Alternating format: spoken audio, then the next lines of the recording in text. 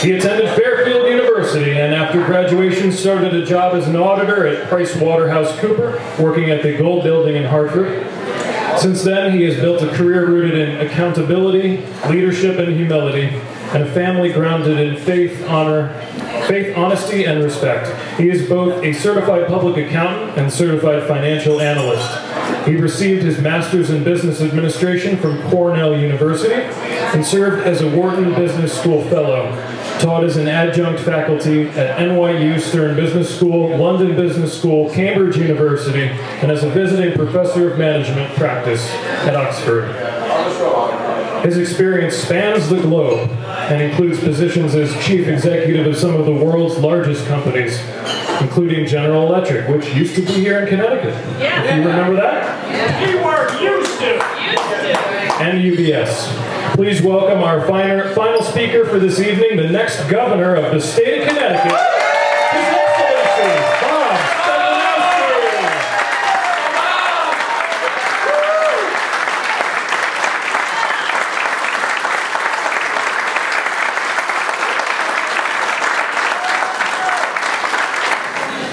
So it's a great time to be a Connecticut Republican. Finally. Step back for a minute. We've got a president with a 40% approval rating, and that's actually too high, given what he's got. He's been in office for, think about it, he's only been in office for a little bit more than a year. It seems like an eternity. We got a Senator Blumenthal, that goes to an openly communist event and congratulates them for the great work they're doing. And then when he's called on it, he says, well, I didn't know where I was going.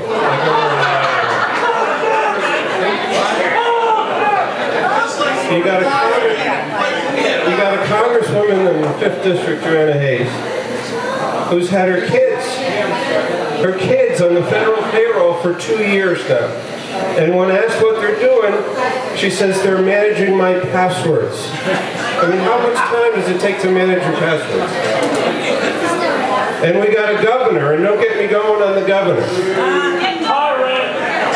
In the middle of COVID, he's got executive authority to do whatever he wants.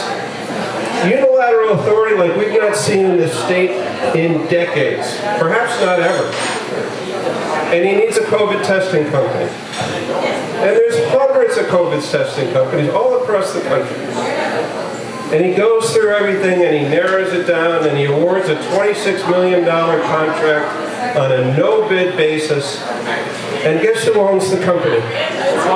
His wife. Okay? And when he's called on it, he said, well, there really was no one else that could do the business. And we told the ethics board, and the ethics board says it's okay.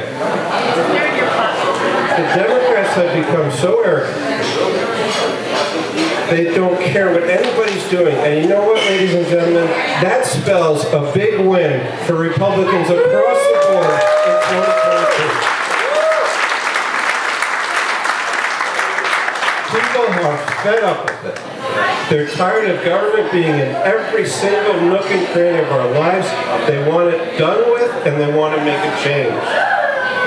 So when we're governing, and I say when, not if, because we are going to be governing, we're going to focus on 3 things. We're going to focus on cost of living.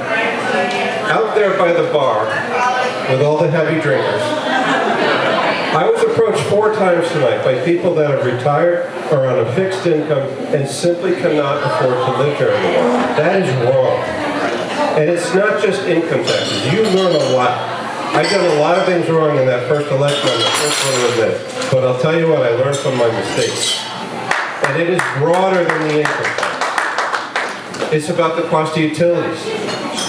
Electricity bills now are more than car payments in some houses, more than their rent payment. It's about lowering taxes across the board. And Chuck Catania, it's not just a sales tax. It's all the taxes across the board. We have inflation right now that's at a 40-year high. So we're going to come in, we're going to audit every single agency of the Connecticut government, we're going to root out the waste, the fraud, and the abuse, and we're going to make it more affordable for people to live in Connecticut.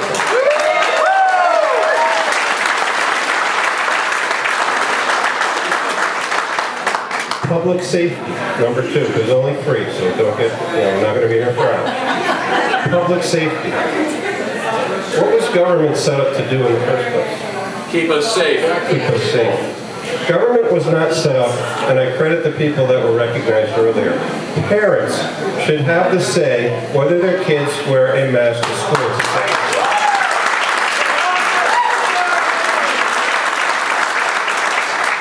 Parents should have a say in what their kids are taught at school. And it's not up to the state government to be telling us what to do all the time. The primary role of state government is the one that they seem to have forgotten, which is to keep people safe. This defund the police bill, defund the police, and the police accountability bill are 2 of the worst things that's happened in both Connecticut and across the country.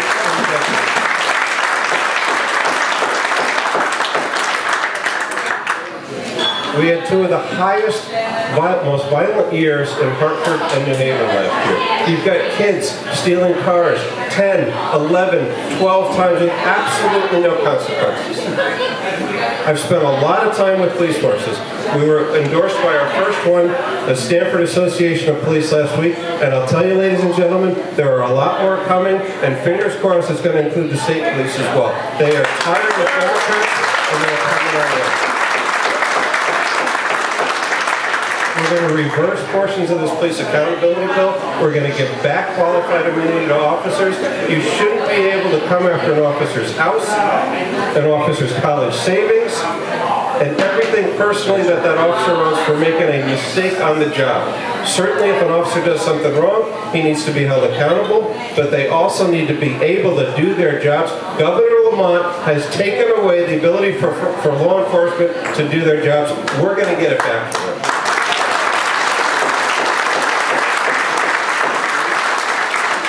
And then finally, accountability, transparency. Look at this governor. People say you must be happy. The governor of the state of Connecticut right now, and nobody nationally is talking about it. It wasn't until the last week or 2 that the local press even started talking about it. And you may not even know, the Governor Lamont's administration is under an investigation by the FBI right now.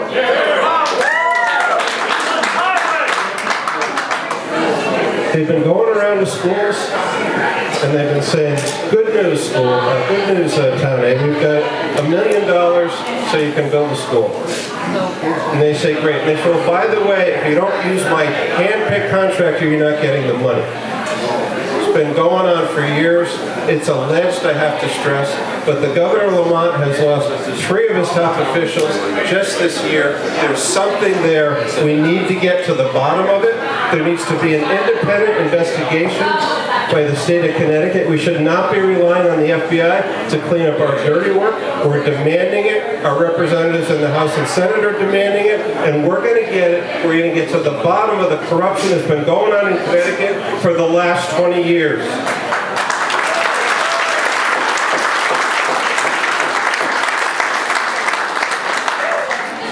Oh, I got about an hour more of that.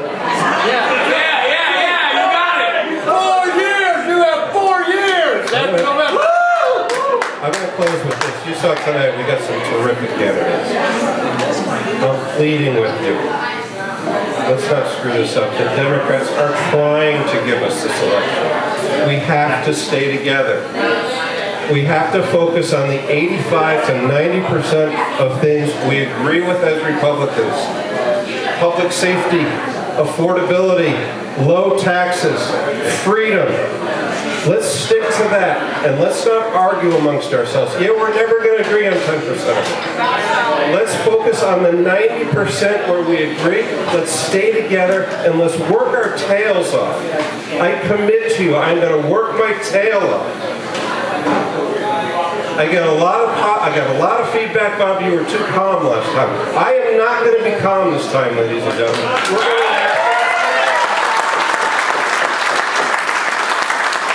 We're We're going after him every day of the week, every month of the year. We're going to win this governorship. We're going to win the entire ticket. Let's turn Connecticut around. Thank you very much. Let's go!